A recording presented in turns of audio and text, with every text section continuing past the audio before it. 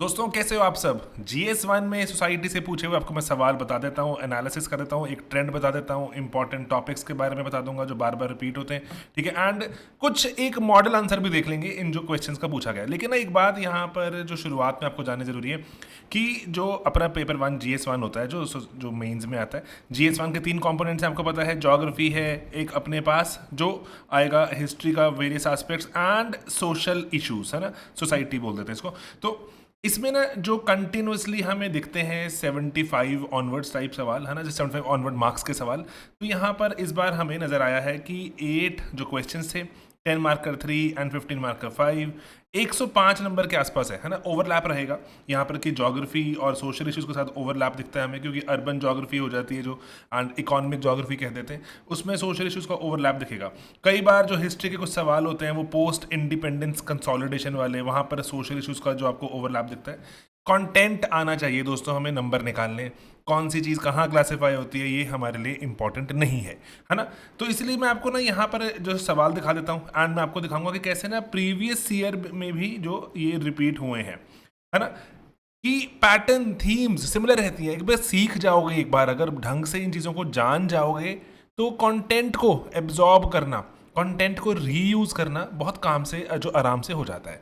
अब smart city पे सवाल है ना, ये सिविल सर्विसेज के ईथॉस पर और ग्लोबलाइजेशन से कैसे कंज्यूमर कल्चर आ रहा है, महात्मा ज्योतिराव फूले की राइटिंग के बारे में पूछा गया। ये वो सवाल है जो ध्यान में रखना, ये यूपीएससी आने वाले प्रीलिम्स में पूछेगा, है ना। ऐसे बहुत से सवाल आएंगे जो मेंस में आएंगे, वो आने वाले सालों में आपको प्री में नजर आएंगे, फिर प्री में आएंगे उसमें से कुछ कुछ चीज़ें आपको मेंस में नजर आएंगी, है ना। ओके, देन आर्टिफिशियल इंटेलिजेंस कैसे आपको जो जीआईएस और रिमोट सेंसिंग टेक्निक्स में बेहतर प्लानिंग में हेल्प कर सकती है ना, शहरों का कैसे बेहतर विकास करें, तो स्मार्ट सिटीज़ और इसके साथ जोड़ा जा सकता है अगर शहरों की बात करूं मैं तो। एंड देन उसके बाद की फास्ट फूड, है ना, आप देखते हो इंडस्ट्रीज़ में अभी जो भी बढ़ रही है और हेल्थ कंसर्न्स भी बढ़ रहे हैं। भारतीय एक्सपीरियंस क्या है, मुश्किल सवाल नहीं है। इंस्टाग्राम वगैरह पे बहुत ज़्यादा आप उसको जो एब्जॉर्ब करते हो कि फूड फार्मर वगैरह आप देखते हो कि जो बता रहे हैं आपको कि क्या क्या अच्छा खाना है, बुरा खाना है, कितनी कैलोरीज है वो, है ना, ऐप्स भी बना दी गई हैं। ओके, देन सस्टेनेबल ग्रोथ के बारे में जो आसान सवाल है, ये तो थोड़ा मुश्किल नहीं है कि कैसे जो गरीब लोगों की जो डिमांड है क्या सस्टेनेबल ग्रोथ उनके अगेंस्ट है। एंड जो ट्राइबल डेवलपमेंट है भारत की, वो कह रहे हैं दो ही चीज़ों के बारे आसपास घूमती दिखती है, डिस्प्लेसमेंट और रिहैबिलिटेशन। सही है गलत है इसके बारे में आपको बताना है जो ओवरऑल एनालिसिस। तो पेपर पढ़े लिखे जो चीज़ों में से आ जाए तो मज़ा आ जाता है ना। तो कई बार ऐसी चीज़ें होती हैं जो हमने पढ़ी नहीं होती, तो लेकिन यहाँ पर मैं आपको बताऊंगा जैसे ना रिपीटेड टॉपिक्स हैं, मैं आपको बता दूँ उसकी क्विक एक लिस्ट हम अगर हम निकालना चाहें तो उसकी क्विक एक लिस्ट बना सकते हैं। जैसे फॉर एग्जांपल जैसे पॉवर्टी पर सवाल टाइम एंड ओवर पूछा जाएगा। पॉवर्टी आती है ना, वेरियस जगहों पे आपको दिखेगा। देन उसके बाद इनइक्वालिटी, है ना, इस पर हम सामान बनाते हैं, बहुत सारा सामान पढ़ते भी हैं। तो यही तो हमने करना होता था कि हम जो एग्जाम सेंट्रिक चीज़ें, स्लीपी क्लासेस का जो इकलौती चीज़ है जो आपको जो पता लगेगी बार बार, चाहे क्लासेस में कोई भी आप कोई मॉड्यूल कोर्स ज्वाइन कर लें, वीडियो देख लें, सिर्फ एग्जाम सेंट्रिक काम करना चाहते हैं, है ना। ओके, देन आपको ना यहाँ पर कास्ट के बारे में पूछा जाता है ऑफन, क्लास जैसे इस बार पूछा नहीं गया वैसे एज सच, है ना, मिडिल क्लास के बारे में बता दो पूछा जाता है। एंड जेंडर के बारे में सवाल पूछे जाते हैं ऑफन। एंड अर्बनाइजेशन, अब यहाँ पर आपको जो ज्योग्राफी की नॉलेज भी हेल्प करती है ना। एंड ग्लोबलाइजेशन आपको दिखेगा कि अभी मैं दिखाऊंगा आपको जो PYQs कैसे ऑफन पूछे जाते हैं। देन कुछ ना कुछ रिफॉर्म्स के बारे में बात कि कोई रिफॉर्म मूवमेंट के बारे में बता दो। एंड एक जो चीज़ हमें और नज़र आती है बहुत ही ऑफन, वो है ट्राइबल इश्यूज, है ना। ये चीज़ें अगर हम पढ़ लेते हैं, चलो सोशोलॉजी ऑप्शन है तो उसमें तो हम रिपीटेडली पढ़ते हैं, लेकिन थोड़ा सा पेपर ना यहाँ पर अगर ध्यान रखें कि जो ये थेरेटिकल के सिवा ना ये अप्लाइड बताना है आपको ना, मुश्किल भाषा में थिंकर्स ने क्या कहा ये वो नहीं बताना, सिंपल बताना है अप्लाइड तरीके से। तो ये जो थोड़ा सा ना अपना स्टैंड चेंज करना पड़ता है, मतलब नॉलेज तो काम आएगी लेकिन अप्लाइड तरह से लिखेंगे। अब इसमें जैसे बस मेरा कहने का भाव यही है कि अगर आप इन सब चीज़ों को आप पढ़ते तो हो ही हो, इको सर्वे, तो इको सर्वे से आपको पॉइंट्स मिलते हैं, आप यहाँ पर डालोगे इको सर्वे से। कोई नीति की कोई रिपोर्ट आती है नीति आयोग की, उसमें से आप पॉइंट्स निकालोगे, है ना। कोई सेंसस का की बात जैसे होनी शुरू हो गई है ना, कोई हमारे पास जो NFHS आ जाते हैं, इनके डेटा SDG MDGs जो हैं हमारे पास, ये हमें हेल्प कर देते हैं। ठीक है, ये जो हमारे आंसर को सॉलिड बना देते हैं कि समाज बेहतर कैसे बनाए। केस स्टडीज वगैरह डाली जा सकती हैं एंड कुछ स्कीम्स डाली जा सकती हैं, है ना, जो यही कर करके हमने अपने आंसर को बेहतर बनाना होता है। 150 वर्ड्स मिलते हैं मोस्टली हमें, तो इसलिए तो ये रिपीटेड थीम्स हैं, इस पे हमारे पास बढ़िया नोट्स होने चाहिए। एंड साथ साथ चलते हुए आप सारा दिन तो ऐसे जो करंट अफेयर्स पढ़ते ही रहते हो, तो अपने पास रेलिवेंट पॉइंट्स को रिकॉल करने की क्षमता होनी चाहिए।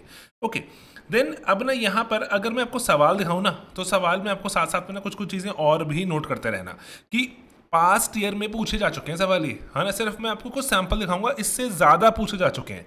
जैसे सवाल है इस बारी कि how does smart city in India address the issues of urban poverty. तो ना यहाँ पे एक चीज़ पहले एक और समझो कि ना कि सवाल समझना, कि क्वेश्चन को समझना एक कला है, उसको सीख लो, यही एक्सरसाइज है, इसीलिए ही इसको पोस्ट करते हैं ऐसे वीडियोस को।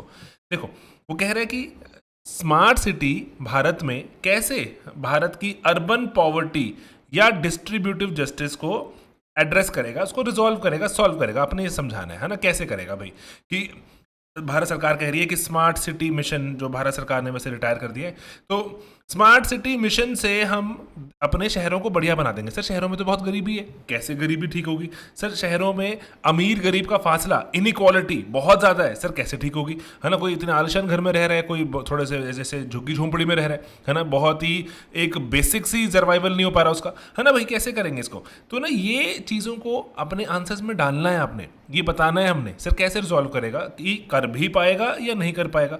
तो इसीलिए ना, जैसे ना आपको मैं एक चीज़ और समझा देता हूँ कि ना, जैसे ना यूजुअली जैसे आप एक फ्रेमवर्क ले लो, कि ना जो फ्रेमवर्क जो आप बार बार चीज़ों में यूज़ कर सकते हो अपना आंसर बनाने में, बस यही मेरा आइडिया है। मतलब कंटेंट एटसेट्रा वगैरह तो हम क्लासेस में पढ़ते ही रहेंगे ना, तो अगर फ्रेमवर्क सीख गए तो बहुत बढ़िया चीज़ हो जाएगी। जैसे ना सबसे पहले कोई भी चीज़ आ रही है उसको क्विकली इंट्रोड्यूस तो कर दिया करो कि भाई क्या है स्मार्ट सिटी, भाई कौन थे ज्योतिराव फूले जी, है ना। सो ट्राइबल जो क्या है, ट्राइबल इश्यूज़ क्या हैं, है ना।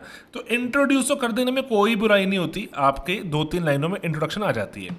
देन आप दो डाइवर्स डायमेंशंस, जो क्वेश्चन कह रहा है उसको एड्रेस करते हुए कि कैसे स्मार्ट सिटी हमारे अर्बन पॉवर्टी और डिस्ट्रीब्यूटिव जस्टिस को, मतलब इनइक्वालिटी को कम करने के लिए काम करेगी, है ना। डायमेंशंस दो, इसमें डिफरेंट डायमेंशंस दे दो। जैसे आप जो मर्जी फ्रेमवर्क लगाओ, उसमें पेस्टल लगाओ, जैसे मर्जी, है ना। डायमेंशन चाहिए अपने को। देन इसमें बताओ कि सर कैसे इससे ना फ़ायदा होता है, ये चीज़ें कैसे फ़ायदा करेंगी। देन सर लेकिन सर कुछ लिमिटेशंस भी हैं इसकी ना, सर ये हर चीज़ थोड़ी ना ऑसम कर देगा ये, है ना, कुछ लिमिटेशंस भी हैं। एंड अंत में हमें करना क्या चाहिए भाई, आप ब्यूरोक्रेट बनने वाले हो, भारत सरकार आपको हायर करने वाली है, भारत सरकार आपको हायर करने वाली है to solve all the issues of government of India and the people of India, है ना।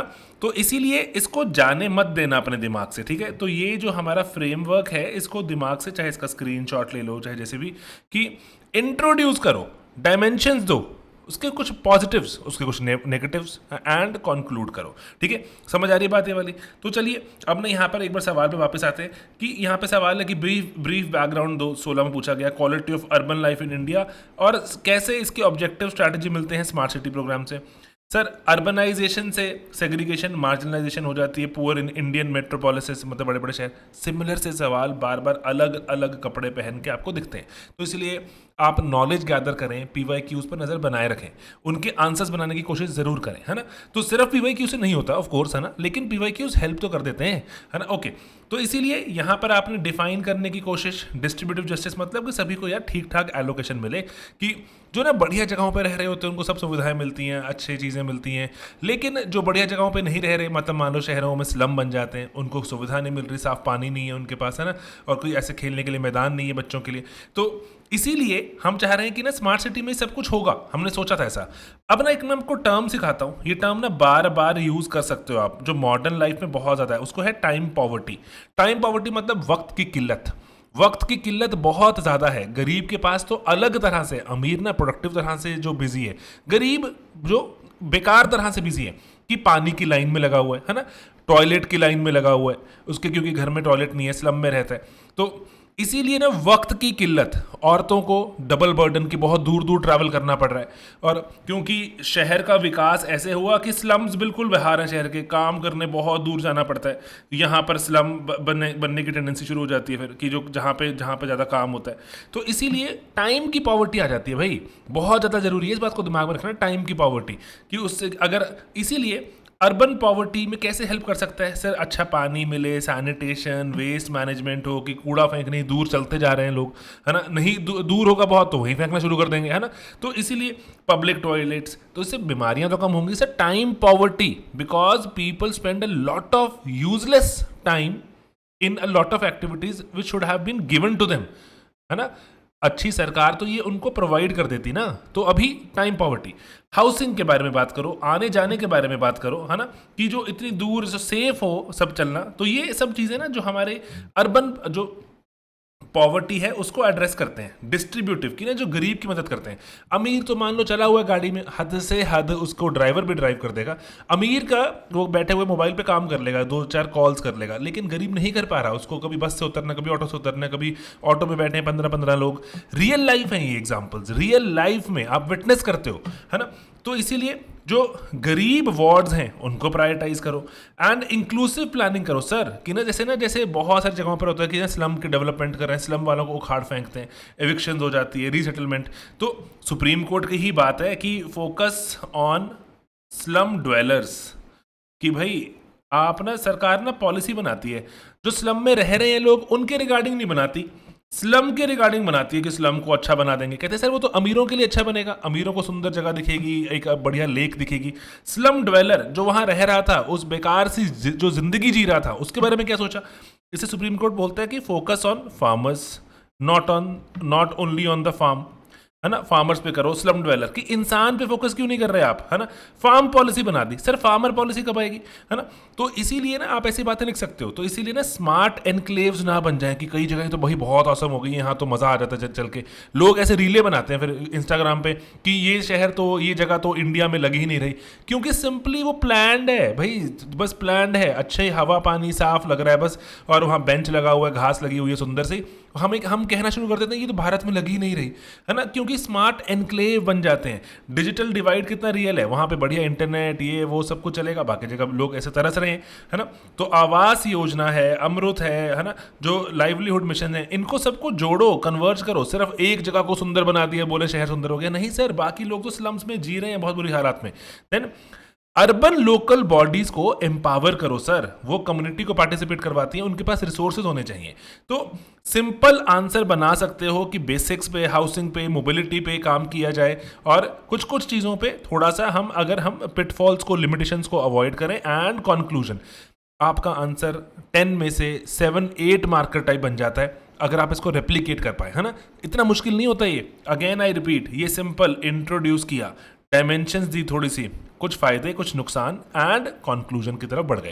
कंक्लूजन ना दे देना, क्योंकि ना आप सब लोग ना ब्यूरोक्रेट बनने वाले हो, तो आपसे एक्सपेक्टेड आपने एड असिस्ट एडवाइस करना है ना नेताओं को। ओके, देन ये सवाल जीएस 4 में से पूछा जाता है, यहाँ पूछ लिया कि सर जो सिविल सर्विसेज के जो ईथॉस हैं, मतलब अरे भाई जो उनके बढ़िया वाले मापदंड है ना, जिन पे उनको जो दिमाग में चलनी चाहिए चीज़ें जो सिविल सर्वेंट्स के, वो कॉम्बिनेशन है प्रोफेशनलिज्म और जो देशभक्ति, नेशनलिस्टिक कॉन्शियसनेस। इसको समझाओ, एलूसीडेट, समझाओ कि सिविल सर्विसेज जो भारत में बनी थी, जो सिविल सर्वेंट है ना, जो आप सब जो बनोगे, वो प्रोफेशनलिज्म की इतनी ट्रेनिंग होती है, आपको इतना कुछ सिखाया जाता है, और देशभक्ति कि आप ना, इसलिए यहाँ पर ना आप नेगेटिव में पहले बता रहा हूँ कि देशभक्ति करनी है सर, हमने पार्टी भक्ति नहीं करनी, पॉलिटिकल पार्टी की भक्ति नहीं करनी, है ना। ये अच्छा पॉइंट पता लग रहा है, लेकिन हो जाती है, तो इसीलिए हम पार्टी लॉयल्टी की बात कर देते हैं, तो ये पिटफॉल है। एंड प्रोफेशनलिज्म की हम बात कर देते हैं तो रेड टेपिज्म आ जाता है कि भाई लाल फीताशाही आ गई, तो कि चीज़ें चल ही नहीं रही, एक जो चीज़ ये वाला कागज़ नहीं लगा, वो डॉक्यूमेंट नहीं हुआ, वो अप्रूवल नहीं आया, चीज़ें चल ही नहीं रही, लोग भूखे मर रहे हैं, पानी नहीं साफ मिल पा रहा, रेड टेपिज्म खत्म नहीं हो रहा कि मैं वहाँ पर आपके नल सेवा करवा तो दूँ, लेकिन सर वो ना ये कागज़ में अप्रूवल नहीं आया अभी तक इसका, उसके बाद आप करवा देते हैं, तो उसके बाद किसी और कोई रह जाता है, इतना फंड नहीं आया, वो फंड एक्सपायर हो गया, तो रेड टेपिज्म, है ना। तो आपको पता ही ये पॉइंट से, तो इसलिए आप इसके पहले कुछ तो डिफाइन करें इसको, है ना, कि sir merit, neutrality, efficiency, sir इससे ना प्रोफेशनलिज्म आता है, ट्रेनिंग, इतनी ट्रेनिंग होती है, मोस्ट ट्रेंड ब्यूरोक्रेसी लगती है मुझे हमारे देश की। एंड नेशनलिस्टिक कॉन्शियसनेस तो है, क्योंकि कॉन्स्टिट्यूशन की तरफ हमारी सेवा है, सर्विस टू ऑल है ना, जो कॉन्स्टिट्यूशन मोरालिटी सवाल पूछा जाता है बार बार। ओके, तो अब आप बताएं सर प्रोफेशनलिज्म के कि सर इससे ना हमारी रूल बाउंड भी तो है, हमारी सारी की सारी जो सिविल सर्विसेज के रूल्स हैं, कैसे जन की सेवा करनी है, किसी अपने अपने की ज़्यादा सेवा मत कर देना, सबकी सेवा करो, है ना। टेक को यूज़ करने की बात हो रही है, स्कीम्स के नाम बताएं, इम्पार्शियलिटी है, स्कीम के नाम बताएं कि मॉडल जो कोड लग जाता है इलेक्शंस में, तो हम बोलते हैं कि किसी का नहीं रहता सिविल सर्वेंट, वो समाज का हो जाता है बस, है ना, कि बढ़िया सा एक जो कुछ पॉलिसी इंप्लीमेंट हो जाए, किसी पर्टिकुलर पार्टी को फेवर ना दिखे, एंड अकाउंटेबिलिटी है, ऑडिट्स हैं, आरटीआई, विजिलेंस वगैरह। देन कॉन्स्टिट्यूशनल वैल्यूज, इंक्लूजन, सेवा भाव, है ना, ये इंपॉर्टेंट वर्ड्स हैं, एंड इनको कंबाइन करके हम इलेक्शंस में, डिजास्टर्स में, वेलफेयर टारगेटिंग, हेल्थ के जो लॉजिस्टिक्स वगैरह बनाए जाते हैं, उन सब में हम देखते हैं। लेकिन आप इसमें ना क्रिटिसिज्म पक्का वही, जैसे मैं बोल रहा हूँ, जो फिर से मैंने आपको बताया कि रेड टेपिज्म पक्का बता देना भाई। रेड टेपिज्म बहुत ही बड़ा हमारे देश में एक जो मुद्दा चलता है, जो ब्यूरोक्रेसी, मतलब हमारे देश में क्या है, पूरी दुनिया में ही चलता है वैसे। एंड जैसे पॉलिटिसाइजेशन, अगर चलो इसी में लिख देता हूँ मैं, है ना, पॉलिटिसाइजेशन हो जाती है ऑफ ब्यूरोक्रेसी, कि आप देखते हो कि ब्यूरोक्रेट रिजाइन करके तभी फटाफट से किसी पॉलिटिकल पार्टी को ज्वाइन कर लेता है, तो आपको लगता है अरे भाई ये तो आप डिसइंसेंटिव क्रिएट कर रहे हो ना बाकी वाले ब्यूरोक्रेट्स के लिए, कि अगर मैं लॉयल होकर देश के प्रति काम करूंगा, पार्टी के प्रति अगर मैं काम नहीं कर रहा, देश के प्रति काम कर रहा हूं, तो आप देखते हैं कि अरे भाई रिवॉर्ड नहीं मिलेगा फ्यूचर में, है ना, शायद पार्टी आपको कोई टिकट ना दे आपको। तो इसीलिए ना अकाउंटेबिलिटी का लॉस हो जाता है, और जो डिलेज हो जाते हैं, करप्शन, वेस्टेड इंटरेस्ट सब आ जाता है। एंड एक और बात भी वैसे आप चाहें लिख सकते हैं कि ना, कि एलीट सेंट्रिक हो जाती है ब्यूरोक्रेसी, कि एलीट ओरिएंटेशन, की गरीब के हैं ना, बहुत सारे वीडियोज आते हैं, गरीब के वहाँ तो जो ब्यूरोक्रेट है ना, वो गाड़ी से उतरता भी नहीं है, अमीर के वहां पे अंदर जाके बैठा हुआ है हाथ जोड़ के। तो एलीट ओरिएंटेशन है ब्यूरोक्रेसी की, ये ऐतिहासिक है ना। गरीब, इसीलिए हम आगे बात भी करेंगे, जैसे ट्राइबल्स हैं पर्टिकुलरली, या जो जो पुअर हैं, उसके प्रति हम कैसे जो मोटिवेट करें, कि जो इनके प्रति हम कैसे मोटिवेट करें कि भाई ब्यूरोक्रेसी इसकी तरफ भी थोड़ा झुकाव लेकर आए। ओके, देन अब यहाँ पर ना, इसलिए आप अंत में कंक्लूजन डाल सकते हैं कि ना, इसलिए प्रोफेशनली कॉम्पिटेंट, कॉन्स्टिट्यूशनली पेट्रियोटिक है, और यही देश को लॉन्ग टर्म में इवन की नेशन बिल्डिंग में भी हेल्प करेगी, है ना, विद इंक्लूजिंग आवर, जो हमारी डाइवर्सिटी को प्रिजर्व करने में हेल्प करेगी, है ना, और इंक्लूसिविटी को, सबका साथ सबका विकास, जैसे वो सब चीज़ें हम कर सकते हैं। ओके, देन थोड़ा तेज चलते हैं यहाँ पर, अभी मैं क्योंकि मैं फ्रेमवर्क साथ साथ बना रहा हूँ। ग्लोबलाइजेशन के चलते अग्रेसिव कंज्यूमर कल्चर आ गया, है ना। सिमिलर हमारे पास PYQs हैं, negative effects of globalization, cultural homogenization कर दी, losing our local identity.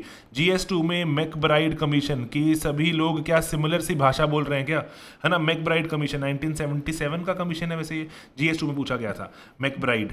Okay, then तो इसीलिए ना ये सवाल तो बहुत ही कॉमन है। देन यहाँ पर आप बता सकते हैं कि सर यस सर, बहुत कंज्यूमरिज्म को प्रमोट करता है, और पर्टिकुलरली इससे लोगों में रिजेंटमेंट भी आती है, काउंटर करंट, कि मैं कर क्या रहा हूँ लाइफ में भाई, है ना। तो काउंटर करंट्स भी देखते हैं हम, होता क्यों है ये, वाई, है ना। Do you think globalisation results in an aggressive consumer culture? Sir हमने बोला होता है, लेकिन होता क्यों है sir? Mass marketing, influencer, fashion जो है वो फास्ट हो गया है, ओवर कंजम्पशन को, चीजें खरीदना आसान है, क्रेडिट कार्ड वगैरह में डेट में खरीद लेते हो, and cultural homogenization, McDonaldization, McBride commission ने भी इसकी बात करी, जो कि ऐसा हो रहा है कि हमारे टेस्ट स्टैंडर्डाइज हो रहे हैं, क्योंकि हम सिमिलर सा ही कंटेंट कंज्यूम करते हैं दुनिया भर में।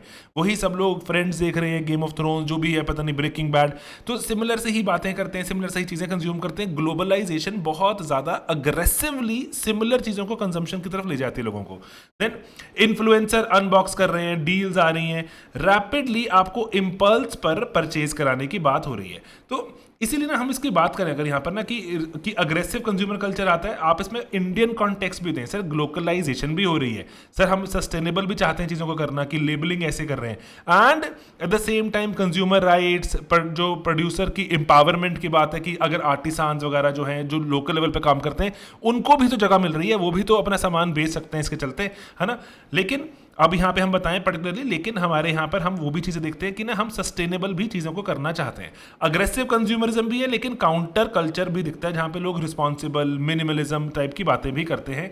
लेकिन ये पॉलिसी रेगुलेशन के साथ चले तो ही बेहतर है, अदरवाइज प्लानट के लिए भी बहुत हानिकारक हो सकता है। ओके, देन जो महात्मा ज्योतिराव फूले जी की राइटिंग्स के बारे में पूछा गया, थोड़ा सा स्पेसिफिक सवाल हो जाता है, मुश्किल लगना शुरू हो जाता है, लेकिन हम पढ़ते हैं तो इसीलिए शायद पढ़ने का फायदा ही यही होता है। एंड सोशल रिफॉर्म्स, जो कि वो कह रहे हैं ऑलमोस्ट सब चीज़ें जो सब ऑल्टन है, सब ऑल्टन मतलब जो वो है जिनको सब ने नज़रअंदाज कर दिया, ऐसे जो section of society extremely marginalised, बहुत ही ज़्यादा हम बोलें मार्जिनलाइज्ड है ना। सोशो में तो चलो ये वर्ड फिर भी हम पढ़ते रहते हैं, लेकिन बाकी लोग नहीं पढ़ते इतना।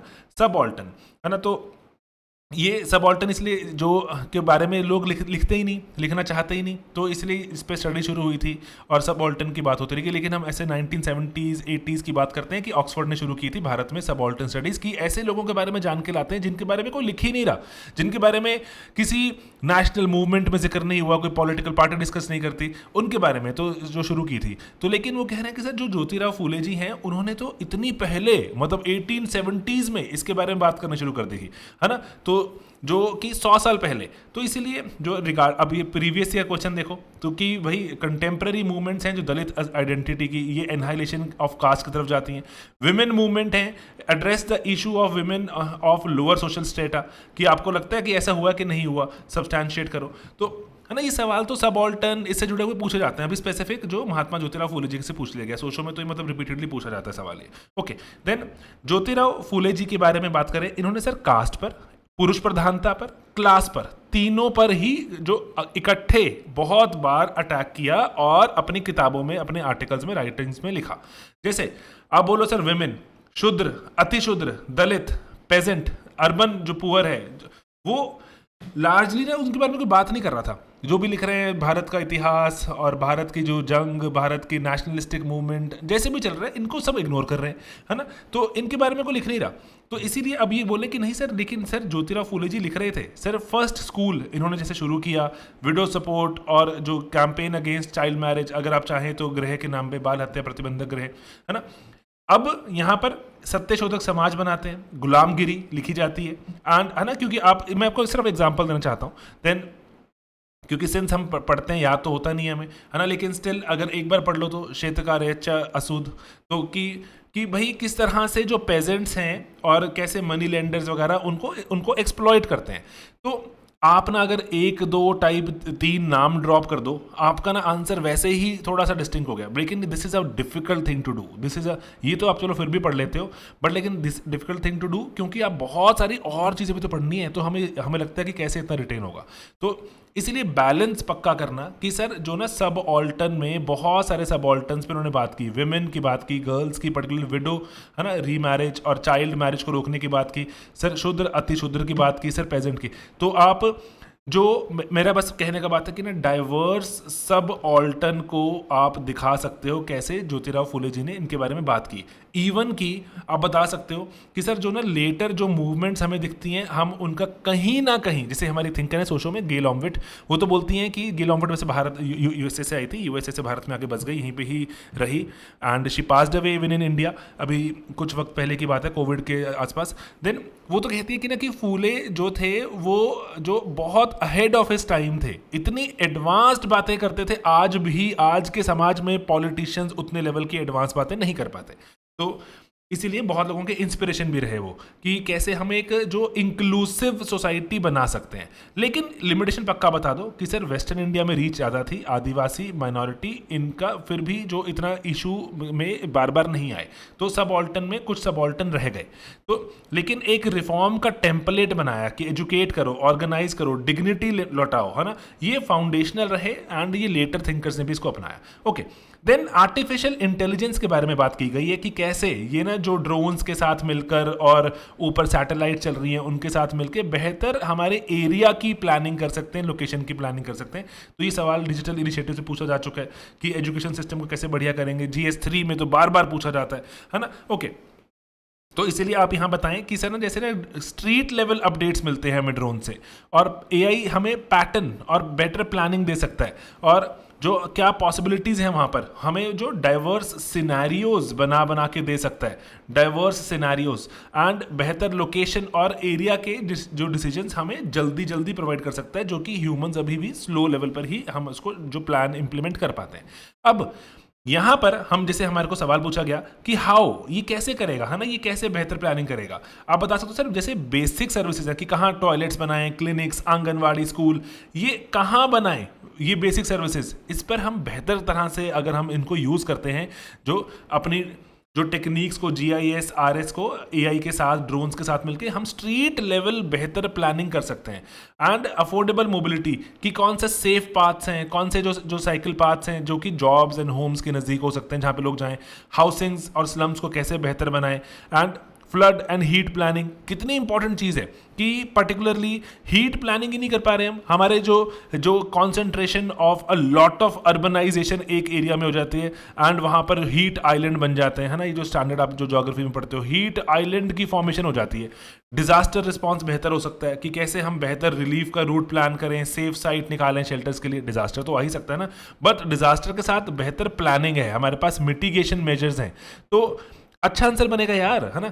देन इसीलिए सस्ता है, जल्दी रैपिड करता है। ओल्ड सर्विस वगैरह में बहुत टाइम लगता है भारत में, तो अगेन हम देखते हैं रेड टेपिज्म एक मैसिव इशू है। और टारगेटिंग बेहतर हो सकती है, ट्रांसपेरेंसी आ सकती है, पब्लिक मैप्स वगैरह में ट्रस्ट हम बिल्ड कर सकते हैं कि this is how we are planning, है ना। लोगों से हम यहाँ से इनपुट्स भी ले सकते हैं। तो लेकिन अगेन इशू है कि ड्रोन वगैरह आपके सर पे मंडराएं, अगर आपके आके यहाँ पे झांक रहे हैं, तो प्रिवेसी कंसेंट का मुद्दा तो है ही है। और स्मार्ट एनक्लेव्स बनाने की जो चीज़ें बेहतर हैं वो और बेहतर होती जाएंगी, वही एक इशू हम देखते हैं। जो रिच कीप्स बिकमिंग रिचर, क्योंकि उनके आसपास की चीजें और बेहतर होती जाती हैं, सरकार उन पे और खर्चा करती रहती है, वो और बेटर होते रहते हैं, है ना। तो इसीलिए हम इन पर थोड़ा कॉशन भी रखें। लेकिन yes, AI drones GIS RS से हम बेहतर, फेयरर और रादर हम जो मोर इक्विटेबल, अकाउंटेबल हम जो अपनी प्रोग्रेस को, डेवलपमेंट को कर सकते हैं। जी सर, बढ़िया सवाल आ गया एक हमारे पास, थोड़ा सोचने वाला सवाल था, जैसे चाइल्ड कडलिंग वाला सवाल था लास्ट टाइम। अब इस बार पूछते हैं भाई कि ना कि ग्रोइंग फास्ट फूड इंडस्ट्री है, कैसे हेल्थ कंसर्न्स मॉडर्न सोसाइटी वगैरह में, जो ये हमें साथ साथ में भी चल रहा है, लेकिन तब भी फास्ट फूड इंडस्ट्री बढ़ रही है कि फास्ट फूड इंडस्ट्री बढ़ रही है given that there are increased health concerns कि हमारे यहाँ पे कार्डियोवास्कुलर डिजीजेस, जो नॉन कम्युनिकेबल डिजीजेस बोलते हैं, NCDs भारत में सबसे ज़्यादा है ना, नॉन कम्युनिकेबल, जैसे डायबिटीज़, जैसे जो कार्डियोवास्कुलर कि हमारे जो दिलों में इतनी प्लाक जमा है ना। तो ये उसके बावजूद भी हम फास्ट फूड खाई जा रहे हैं, ये हो क्या रहा है कि इन भारतीय एक्सपीरियंस के हिसाब से बताइए। तो सर सबसे बड़ी बात है, मुझे भूख लगी है, मेरे सामने जो दुकान है छोटी मोटी सी, जो किराना वाले अंकल की दुकान है सर, वहाँ पर चिप्स अवेलेबल हैं, चीनी से भरे बिस्कुट अवेलेबल हैं सर, मैं वही खाता हूँ सर, वही मिलता है मुझे। कन्वीनियंस, प्राइस, टेस्ट, सर ये हेल्थ रिस्क वगैरह पीछे, सर भूख से मर जाऊंगा वरना मैं, तो मैं पहले कहाँ ढूंढने जाऊँ। और अभी तो हमें पता लगता है कि अरे जो हेल्दी चीज़ें हैं वो भी हेल्दी नहीं है, उसमें इतनी सॉसेज डली हुई, जैसे सबवे वगैरह पे इल्ज़ाम लगता है इतनी सॉसेज डली पड़ी हैं उसमें जो ऑलरेडी और जो आपको डैमेज कर सकते हैं। ऐसे ऐसे वीडियोज़ देखे थे मैंने, है ना। मैं आपको पॉइंट क्या है बताने का सर, कन्वीनियंस, प्राइस और टेस्ट को तो बीट ही नहीं कर पा रहा कोई दुनिया में, है ना। ये देखो सबसे सस्ता घर के बाहर मिल रहा है, पैकेज्ड फूड मिल रहा है, उसमें जो एक्सट्रीम हेल्थ कंसर्न्स हैं, लेकिन तब भी सर भूख लगी फटाफट से खा लिया, सब लोग खा रहे हैं, है ना। जो सड़कों के गली मोहल्ले के बगल में जो वो रीयूज जो तेल है, उस पर यूपीएससी सवाल पूछ चुका है ना। तो अब यही मैं आपको फिर से चाहता हूं सर, टाइम पुअर है सर हमारे पास वक्त की कमी है। अर्बन लाइफ में हमें दूर जाना होता है और हमें कई बार घर चलाने हैं, घर बाहर का काम भी करूं, घर का काम भी करूं, क्विक मील्स फटाफट से खा लेता हूं, ये वाली चीज़ें फटाफट से खा लेता हूं, टाइम पुअर। तो टाइम पुअर जो अर्बन लाइफ बन गई है हिंदुस्तान की, जहां पे बिल्कुल वक्त ही नहीं है आपके पास अपने लिए, सिर्फ क्योंकि अदरवाइज आप गुजारा ही नहीं कर सकते। अगर आप अपने लिए वक्त निकालना शुरू कर दो तो कहाँ से गुजारा हो जाएगा आपका, आपको इतनी दूर जाना है जॉब पर, तो लोग थके हुए हैं, चेहरे पर फ्रस्ट्रेशन है, ये भारत की जिंदगी है, इस पे सवाल पूछ चुका है यूपीएससी। तो ये टाइम पॉवर्टी का जो कॉन्सेप्ट है ना, इसको भूलना मत। टाइम की जो हमारे पास जो गरीबी आ गई है, किल्लत हो गई है, बहुत ही ज्यादा है, मोबाइल वगैरह ने तो ऐड कर दिया। Okay, then prices, deals, youth culture है, हैंग आउट करते हैं, है ना, ये वो, एंड एनी टाइम अवेलेबिलिटी कि भाई कभी मर्जी दिन रात सुबह शाम मिल जाएगा। टेस्ट की बात है, जो सॉल्टी फैटी स्वीट है वो ज़्यादा ही खाया जाएगा, है ना।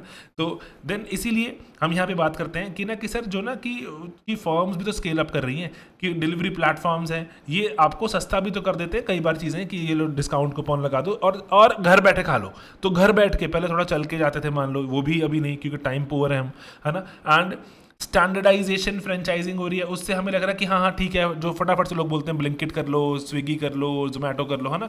एंड दुनिया हमारे देश भर में फैलता जा रहा है। लोकलाइज मेन्यू से अब ये अपील और वाइडर होती जा रही है, कि पहले था ना कि ये नाम सुना नहीं लगा, क्रोसॉन पर हमारा वीडियोस बने हुए, क्रोसॉन होता क्या, ऐसे समझ नहीं आ रहा। अरे भाई कि आप अपनी देसी भारतीय पैटीज खाओगे, है ना, जी सर खाऊंगा पैटीज, ये लो भाई डिलीवर हो रही घर पर, है ना। चाउमीन खाओगे, चाइना नहीं खा रहा चाउमीन, हम खा रहे हैं चाउमीन, ठीक है। तो यू गेटिंग इट कि ना कि अपील वाइडन हो रही है। मोमोज क्रेजी, जो मोमोज के जो आविष्कारक थे दुनिया में, उन्होंने छोड़ दिए मोमोज खाने, और जो अलग तरह से खाते हैं, हम तो कुछ अलग ही खा रहे हैं। Fried momos, can you imagine fried momos. Okay, then भारतीय एक्सपीरियंस यही है कि लोकलाइजेशन है हमारे यहाँ पे चीज़ों की, टू सेल टू स्केल, है ना, to sell and to scale. And जो उसमें अगर हम देखें पर्टिकुलरली जो स्टैंडर्डाइजेशन आनी शुरू हो गई है, स्टैंडर्डाइजेशन, अब आप कहेंगे सर क्या is it healthy? No, it is not healthy, it is not healthy, है ना। हेल्दी को लेके कोई स्टैंडर्डाइजेशन नहीं है, आपको बता देगा जी इसमें टोटल जी 250 किलो कैलोरीज हैं, तो अब क्या करूं, अच्छा है बुरा है ये नहीं बताता, है ना, कि आपके जो दिन भर का सॉल्ट कंटेंट कितना है, ये वो एक्सेट्रा कुछ समझाता ही नहीं हमें। तो इसीलिए स्कूल की जो एडवाइजरीज रहती हैं, जंक फूड नहीं लेकर आना, स्कूल के आसपास नहीं बेचना, इसकी भी अनइवन एनफोर्समेंट है। तो ये भारतीय एक्सपीरियंस है कि बच्चों को हम दूर नहीं रख पा रहे, है ना, जो हमारे जो बच्चे हैं उनको दूर नहीं रख पा रहे, जो टाइम पुअर है, टाइम पुअर के लिए हम कुछ हेल्दी ऑप्शंस लेके नहीं आ पा रहे।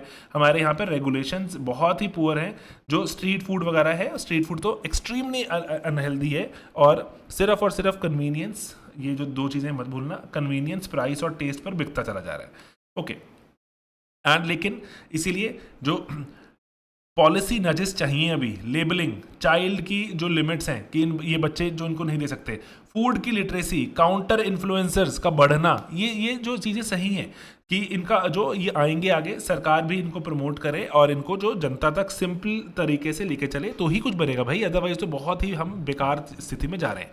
ओके, देन एक क्वेश्चन है आखिरी कि सस्टेनेबल, नहीं आखिरी नहीं, सेकंड आखिरी है दोस्तों, सस्टेनेबल ग्रोथ को अचीव करना with N emphasis on environment को प्रोटेक्ट करना, इससे भारत का जो गरीब है ना वो दिक्कत में आ सकते हैं कि भाई भारत के गरीब को चाहिए सस्ती एनर्जी, तो कोयला जला के मिल सकती है ना, ऐसी बातें रहती हैं। तो ये सवाल पहले भी जैसे सिमिलर सवाल है कि लिबरेट करना है अगर हमें गरीब को, तो एसेंशियल कंडीशन हमें क्या चाहिए कि हमें अगर गरीब को लिबरेट करना है तो हमें डिप्रीवेशन से हटाना होगा। डिप्रीवेशन मतलब बहुत सारी चीज़ें जिससे डिप्राइव्ड रहता है, जो कि लेट्स से एजुकेशन और लेट्स से सस्ता जो क्रेडिट, है ना, उसके बियॉन्ड सस्ती एनर्जी, है ना। एनर्जी सस्ती कैसे आएगी, वो कह रहे हैं कि शायद इन्वायरमेंटल प्रोटेक्शन का नुकसान होगा, लेकिन भारत का गरीब का विकास हो सकता है। ओके, अब ना यहाँ पे पहले आप जैसे ना सस्टेनेबल, मतलब पहले क्या आखिरी जैसे भी सस्टेनेबल जो चीज़ रहती है ना, उसका ये डायग्राम बना सकते हैं कि सर तीन तो लोग हैं दुनिया में, एक तो है पीपल, एक है हमारे प्लैनेट, एक है जो कंपनियां जो चाहती हैं प्रॉफिट्स कमाना, है ना, ताकि जनता को बेस्ट से बेस्ट चीज़ें मिले। जहाँ ये तीनों चीज़ें मिल जाती हैं, जहाँ मिल बैठे ये तीन यार, उस चीज़ को हम कह सकते हैं वो है सस्टेनेबल ग्रोथ। जहाँ मिल बैठे ये तीन दोस्त, है ना, दैट इज सस्टेनेबल ग्रोथ कि पैसा भी, जो लोग भी खुश हैं, प्लैनेट भी खुश है, प्रॉफिट्स भी कमा रहे हैं, वो जो है ये जगह है, that is sustainable growth, people planet profit. Okay, then यहाँ पे अब कहेंगे सर कि जैसे कि जो ऐसे हमें लगता है कि हमारी जो ग्रीन पॉलिसीज़ हैं वो भारत के गरीब की इमीडिएट नीड्स को केटर नहीं कर पाएंगी, लेकिन सर जो गरीब है वो सबसे ज़्यादा ग्रस्त है, उसके घर में कोई एयर प्योरीफायर नहीं है, वो गर्मी से परेशान है, वो फ्लड्स की चपेट में आता है, और सिंस पैदल वॉक कर रहा है या फिर टू व्हीलर पर है ना, वो उस पर जो बाढ़ का जो बहुत ज़्यादा असर है। तो इसीलिए बस मेरे को ये बताना है कि सर गरीब जो ज़्यादा मार झेलता है क्लाइमेट चेंज वगैरह की अमीर से, तो लाखों गुणों ज़्यादा, क्योंकि उसके पास तो कुछ ऐसी जगह भी नहीं है, वो अपनी लोकेशन भी चेंज नहीं कर सकता, करेगा तो उसके पास वहाँ पे खाने पीने की जगह चीज़ है कि नहीं। अमीर तो हम जैसे सोशल में एक चीज़ पढ़ते हैं कि अमीर तो रैपिडली ट्रांजिशन कर जाते हैं टू अ सेफर प्लेस जहाँ पे रिस्क कम हो। इसको हम बोलते हैं कि जो मॉडर्न सोसाइटी है उसमें अमीर वही है जो रिस्क को अवॉइड कर पाए। एंड रिस्क क्या है, मान लो जैसे terrorism is a risk, climate change global risk है कि सर मुझे तो उस जगह पे जाना है, पैसे की मेरे पास कोई कमी नहीं है, जहाँ पे मुझे मेरे बच्चों को टेररिज्म ना सताए, जहाँ पे क्लाइमेट चेंज ना सताए, है ना। तो रिस्क अवॉइड करना चाहता है जो आज का अमीर है। तो गरीब के पास तो ऑप्शन ही नहीं है, उसको तो वहीं रहना पड़ेगा, वो तो रिस्क अवॉइड कर नहीं सकता, वो तो इतनी रिस्क की जिंदगी जीता है। इसलिए ना आप इस पर बात लेके आ सकते हैं। ओके, तो कंजर्वेशन वर्सेस लाइवलीहुड की बात दिखाई जाती है कि ना एड्रेस द क्वेश्चन कि सर फॉरेस्ट वाइल्ड लाइफ वगैरह हैं, तो इनको अगर हम देखें तो जो आदिवासी या फॉरेस्ट ड्वेलर का एक्सेस के लिए फ्यूल वुड के लिए यूज़ करते हैं। देन ग्रीन प्रोजेक्ट्स हैं, डिस्प्लेसमेंट का इशू कि डैम वगैरह अगर हम बनाएं तो उससे लैंड का लॉस होता है, रिहैबिलिटेशन हमारे देश में थोड़ी सी पुअर है ना, क्योंकि अगर ये बनाएंगे अगर हम जैसे क्लाइमेट बचाने के लिए, तो उससे जो वहाँ पर रह रहे थे लोग, वो जो उनका जो रहने की जगह चली जाती है यार, तो रिहैब नहीं कर पाते हम हद से हद बोलते हैं कि पैसा दे तो दिया, लेकिन सदियों से वहाँ रह रहे थे, वो पैसे कह के क्या हम उसको पूरा कर सकते हैं ना, ये क्वेश्चन है। देन कोस्टल जो प्रोटेक्शन करनी है, लेकिन वहाँ पे हाउसिंग और फिशिंग का जो इशू है, सीआरजी जो हमारे सीआरजेड रूल्स रहते हैं, कोस्टल रेगुलेशन जोन्स हैं, रूल्स हैं जो, इसको लेकर हमारे पास चिंता रहती है। लेकिन ना सर ये गलत है सर, ये फॉल्स बाइनरी है सर, ये ना सही नहीं है कि अगर हमें गरीब को बचाना है तो इन्वायरमेंट को तो उजाड़ना ही पड़ेगा। नहीं सर, ये सही नहीं है। हम रादर ना, जैसे आप अगर सोशो में पढ़ेंगे ना, वहाँ पर ना ट्राइबल जो एक जो क्वेश्चन था आज़ादी के बाद, उसमें ना एक एल्विन का पर्सपेक्टिव है। मैं आपको ऐसे समझाता हूँ। वो तो ना पता क्या बोलता है एल्विन, क्यों बोलता कि ना हमें सस्टेनेबल डेवलपमेंट करनी है ना अगर, तो हमें सीखना होगा ट्राइबल से, ये बहुत सस्टेनेबली जीते हैं और पेड़ पौधों जंगल वन का नुकसान भी नहीं करते। कहते हैं आप जो शहरों में रह रहे हो ना, आपने जंगल काट खाए, आपकी एस्पिरेशंस खत्म ही नहीं हो रही हैं। ये इतना बढ़िया तरीके से सस्टेनेबली जीते हैं, इतनी इक्वल सोसाइटीज़ में बना लेते हैं, at the same time healthy life जीते हैं। तो आपको तो बहुत कुछ सीखना है इनसे। तो कह रहे हैं कि आप जो शहर वाले लोगों, आप इनको मत सिखाओ, इनसे सीखो, है ना, कि ये फॉल्स बाइनरी है कि जंगल वन उजाड़ कर ही हम कुछ अच्छी ज़िंदगी दे सकते हैं हमारे देश के गरीब को। कहते हैं नो, ओके, है ना। तो ये चलो सोशो में आता था, लेकिन जनरली मैं आपको समझा रहा हूँ। ओके ठीक है। अब वो कहने कि इन्वायरमेंटल जो डैमेज है ना सर, ये गरीब को हार्डेस्ट मारता है सर, गरीब को जो हार्डेस्ट जो परेशान करता है। वन कटे, ऐसा माना जाता है कि जो जंगल कटने से उसमें हमने जो छुपी हुई बीमारियां थी वो भी निकाल ली। कॉन्गो के वन कटे तो डिजीजेस निकली, दुनिया में मिली 60s-70s में आसपास। देन चाइना में शायद वो बैट वगैरह का जो था जगह, वहाँ से निकल के, अगर आप जो फालतू की हम जो देखते हैं ना, बहुत सारी जो कॉन्स्पिरेसी थियरीज हैं कि जो बनाकर चाइना ने जान के छोड़ दिया, अरे जो ऐसे माना जाता है कि वन जो जंगल कट रहे हैं उसमें से जो बहुत सारे जो अंदर छुपी हुई बीमारियां थी वो अब शहरों तक पहुंचती हैं। ओके देन हेल्दी जो कॉमन्स हैं जैसे फॉरेस्ट, कोस्ट, वेटलैंड्स, ये रिस्क इंश्योरेंस है गरीब की, इनको रादर प्रिजर्व करके फ़ायदा है इनका। क्लीन एयर, वाटर, हाउसिंग वगैरह जो है हेल्थ कॉस्ट को रिड्यूस कर सकते हैं। तो इसलिए सरकार बहुत कुछ कर सकती है बिना एनवायरनमेंट को ख़राब किए। जस्ट करो सर, मतलब जस्टिस से भरी ट्रांजिशन करो कि लोगों को ना जो कंप्लायंस, फाइनेंसिंग, स्किलिंग सर ये सिखाओ। जो छोटे जो फर्म्स वगैरह हैं उससे ही उनका फ़ायदा है। आप बोलो कि मैं इनको चलो लकड़ी काटने देता हूँ ये वो, सर नहीं, उससे फ़ायदा नहीं हो रहा। एंड जो रिहैब में सेफ गार्ड्स दो अगर करना ही है तो, एंड द कम्युनिटी को पार्टिसिपेट कराओ, जैसे ग्राम सभा का कंसेंट है। आप इसके बारे में जो नियामगिरी वाला जो डाल सकते हैं अगर डालना चाहें तो, इंटीग्रेट करो लाइवलीहुड को सर, इको टूरिज्म वगैरह। सर इससे गरीब का विकास होता है, इन्वायरमेंट को बचाकर गरीब का विकास होता है, इन्वायरमेंट को उजाड़ कर नहीं होता। तो ये फॉल्स बाइनरी में मत फंसो, है ना। ओके देन सस्टेनेबल ग्रोथ है वो प्रो पुअर होनी चाहिए बाय डिज़ाइन। ऐसा नहीं है कि चलो बाय प्रोडक्ट मिल गया अभी पुअर को फ़ायदा हो गया, तो ये नहीं। तो ठीक है, इसीलिए ना आप इसको ऐसी चीज़ों पर आप एक स्टैंड ले सकते हैं, क्योंकि भारत सरकार का खुद का स्टैंड है। वो चाहते हैं कि भाई हम भारत सरकार चाहती नहीं क्या कि हम रिन्यूएबल एनर्जी से अपना मैक्सिमम एनर्जी प्रोड्यूस करें, और पर्टिकुलरली जो सोलर को, विंड को जो सरकार इतना ज़्यादा जो प्रमोट कर रही है, सोलर को सबसे ज़्यादा, तो इसी कारण से कर रही है ना, ताकि एनर्जी जो साफ रहे एंड सब तक पहुँचे, है ना। और जो एनवायरनमेंट का लॉस है वो रुके, क्योंकि गरीब सबसे ज़्यादा प्रभावित होगा, क्योंकि वो रिस्क को अवॉइड नहीं कर सकता। ओके आखिरी सवाल हमारे पास, देन ये है ट्राइबल जो डेवलपमेंट है। ये पूछते हैं, डज ट्राइबल डेवलपमेंट भारत में सिर्फ ये दो ही पैमानों पर देखी जाती है कि डिस्प्लेसमेंट एंड रिहैबिलिटेशन, कि अगर डिस्प्लेस हो गए हैं लोग, उन वहाँ पे जंगल काटने पड़ रहे हैं, वहाँ पे हमें माइंस निकालनी है, तो रिहैब कर देते हैं, है ना। तो वो कह रहे हैं क्या ये सही है, अपने ओपिनियन दीजिए।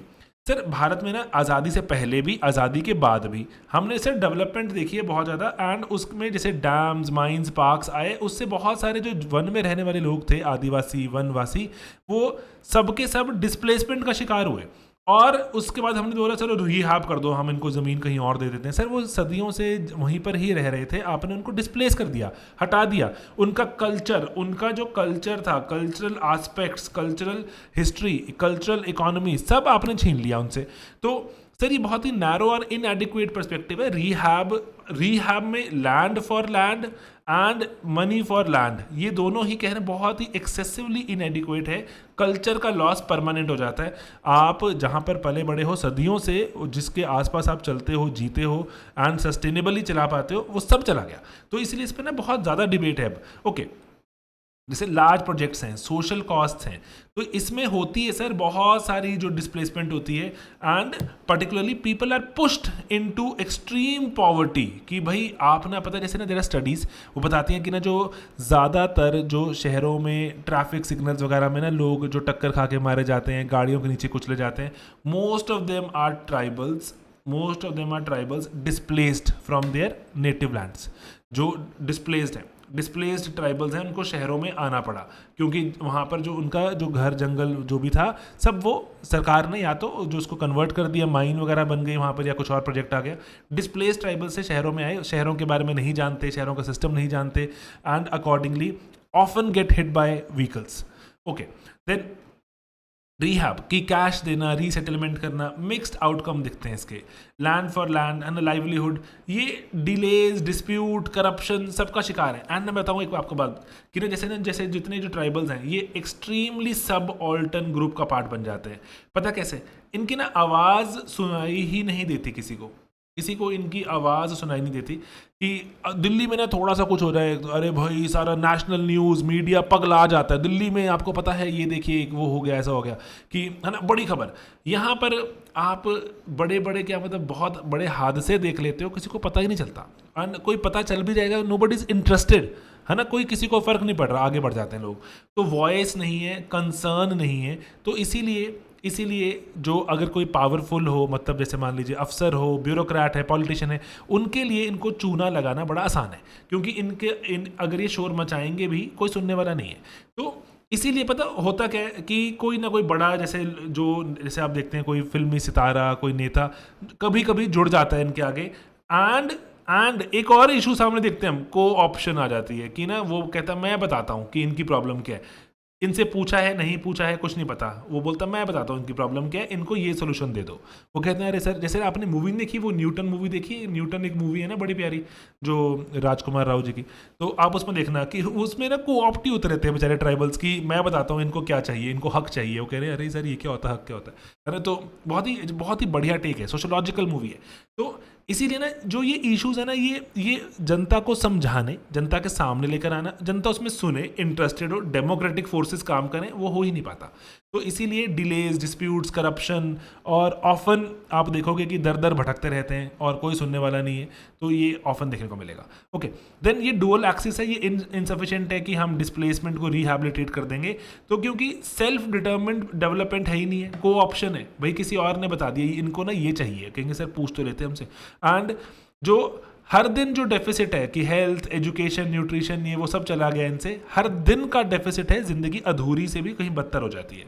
और इसीलिए कलेक्टिव राइट्स हैं जो फॉरेस्ट कॉमन्स के, वो सरकार बोलती है अभी हमारे हो गए। ये ना वैसे अंग्रेज़ों ने शुरू किया था, कॉलोनियल लेगेसी है हमारे पास कि जो वन है, जंगल है, इवन कि हमारे देश में ना पुराने राजा महाराजा आए, उन्होंने कभी जंगल को क्लेम नहीं किया, जंगल कभी भी क्लेम नहीं किया, अंग्रेज़ों ने आके क्लेम कर लिया था डलहौजी के चलते।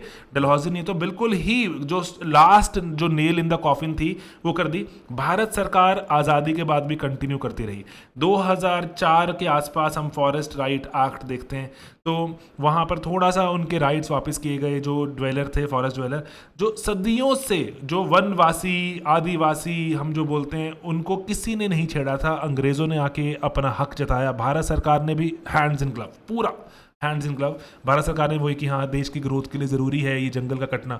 ओके, तो मतलब मैं आपसे सवाल चाहता हूँ पूछना कि अगर कल प्रधानमंत्री जी के घर के पीछे, या मतलब बहुत अमीर आदमी, सोचो कोई अंबानी जी के घर के पीछे, हम बोले बहुत अत्यंत ज़रूरी है एक पावर प्लांट का लगना कि देश में ग्रोथ होगी, आपको लगता है कभी कोई अलाउ करेगा इन्हें? पावर प्लांट पीछे लगा दो घर के हमारे, धुआं करो जी, फुल प्रोड्यूस। लेकिन ट्राइबल वो जो ज़मीन पर ये, वो तो हम एक बार भी सोचते नहीं है, लगा देते हैं। तो इसीलिए बात पता किसकी है? वॉइस। कि आप इनमें से किसी के प्रधानमंत्री जी या अंबानी जी के घर के पीछे करोगे, शोर मच जाएगा, इंटरनेट में तूफान हो जाएगा, और जो इतना कुछ तो वैसे ही हम इन्फ्लुएंस कर दिए जाएंगे कि नहीं नहीं तो गलत चीज़ कर रहे हो, ये वो एटसेट्रा, है ना। तो इसीलिए लेकिन इनके बारे में कुछ सोचता नहीं। तो ये एक स्टैंडर्ड एक मुद्दा रहा है। ओके, तो इसीलिए करना क्या है सर, वॉइस, सर राइट्स दिलाने हैं सर हमें, इंडिविजुअल को भी, कम्युनिटी को भी। जैसे जो पंचायत की एक्सटेंशन है जो हमारे पास टू शेड्यूल्ड एरियाज, ग्राम सभा कंसेंट का जो मुद्दा है ना, और जो न्यामगिरी वाला एग्जाम्पल, लाइवलीहुड्स, ह्यूमन डेवलपमेंट पे मदर टंग में स्कूलिंग करो सर, और माल न्यूट्रिशन कट करो, कैपेसिटी लोकल लेवल पे स्किल बढ़ाओ, है ना। तो जो हमारे पास ना एक ट्राइबल पंचशील होती है, ट्राइबल पंचशील में एक पॉइंट है, ट्राइबल पंचशील नेहरू जी ने दी थी, ट्राइबल पंचशील की कैसे ना कि ना तो हम बाहर ही बहुत इन्फ्लुएंस लेकर आए, ना ही हम इनको ऐसे छोड़ दें कि भाई बहुत बीमारियां वगैरह होती हैं, तो करें क्या, डेवलपमेंट चाहिए। तो अरुणाचल, तब उसको नेफा कहते थे, है ना, नेफा, नॉर्थ ईस्टर्न फ्रंटियर, जो हमारे पास जो था, मतलब जो अरुणाचल, है ना। तो अब यहाँ पर agency, north eastern frontier agency, तो यहाँ पर ना जैसे पंचशील का एक पार्ट था कि हम ना ओवर गवर्न नहीं करेंगे, ओवर कंट्रोल नहीं करेंगे, हम टैलेंट को डेवलप करेंगे फ्रॉम विद इन, कि बाहर से ना कुछ डेडिकेटेड ऑफिसर्स आएंगे एंड विद इन जो आपके लोग हैं उनका टैलेंट डेवलप करेंगे। इसीलिए ना वी सी जो अरुणाचल है ना, अरुणाचल आज एक शाइनिंग स्टार है नॉर्थ ईस्ट का, और इंसर्जेंसी, मिलिटेंसी, और जो पर्टिकुलरली आप देखते हो कि सेसेशनिस्ट की देश से अलग कर दो हमें, ये वो उपद्रव है ही नहीं अरुणाचल में, बिल्कुल ही नहीं है, क्योंकि पंचशील यहाँ बहुत ढंग से फॉलो हुई। और उसके बाद नेफा जब अरुणाचल बना तो one of the shining stars of north east है। तो इसीलिए ना लोकल कैपेसिटी को बिल्ड करना, रिप्रेजेंटेशन को ठीक से लेकर आना, तो वो काफ़ी बढ़िया हुआ। Like top officers were sent there by Nehru and वहाँ पर इसीलिए जो लोकल टैलेंट को डेवलप करने के लिए। Okay, then ultimately rights, resources and representation, ये चाहिए, अगर मिल जाएगा तो बढ़िया कहीं भी जगह बन सकती है। ओके, तो शुक्रिया है दोस्तों आपको सभी का। बस मेरा पॉइंट है अंत में जाते जाते, चीज़ें ना मुश्किल नहीं होती हैं, पक्का ही पक्का बता रहा हूँ, पढ़ोगे लिखोगे और सिस्टमैटिक तरीके से पढ़ते रहोगे, दिमाग में डालते रहोगे, एंड बार बार बार बार बार बार आप कुछ फ्रेमवर्क्स को प्रैक्टिस करते रहोगे, चीज़ें हो जाती हैं यार, पक्का हो जाती हैं, ठीक है। एंड इसीलिए ऑर्गेनाइज्ड तरह से पढ़ते रहो, है ना। सिर्फ 2 पॉइंट बताना चाहूँगा कि ऑर्गेनाइज्ड सिस्टमैटिक तरीके से, किसी चीज़ को छोड़ो मत, किसी चीज़ को ओवर एम्फसाइज मत करो, ऑर्गेनाइज तरीके से पढ़ते रहो and keep following sleepy classes, है ना। सिर्फ प्योर हार्डकोर क्वालिटी एग्जाम ओरिएंटिक ही सिर्फ और सिर्फ कंटेंट है, दैट्स इट, ठीक है। अगर आप यहाँ तक पहुँचे तो एक मुझे बस एक नीचे एक वर्ड लिख के बताना, ठीक है, जिसको जैसे कुछ भी हमने, जैसे मैंने अपने वीडियोस में पहले मैं ऐसे किया करता, तो आप मुझे बस एक वर्ड लिख के बताना, सो दैट आई नो कि आप यहाँ तक पहुँचे, आप सुनते हो चीज़ों को अंत तक। तो लेट्स से आप लिख के बताना स्टार्ट, ठीक है। लेट्स से अगर आप कमेंट में स्टार्ट लिखोगे तो आई विल नो कि आप अंत तक सुनते हो, I will make more such videos. Alright दोस्तों, मिलेंगे अपने अगले वीडियोज़ में, पढ़ते रहो, मेहनत करते रहो and all the very best.